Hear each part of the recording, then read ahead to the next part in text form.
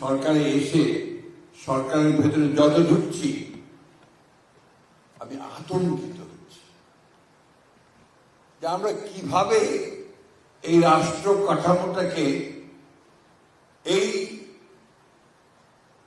সমস্ত মানুষগুলো দিয়ে আটকে রাখবো।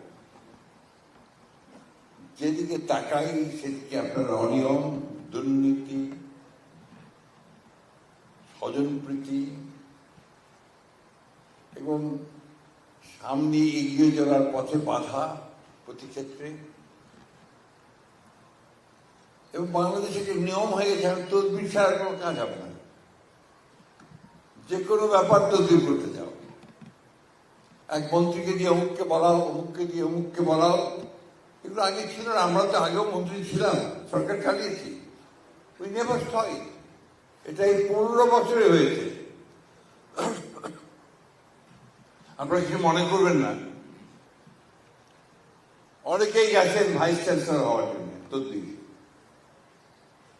দুঃখজনক, কারণ এটা তার অপরাধ না, এটা হচ্ছে সিস্টেম।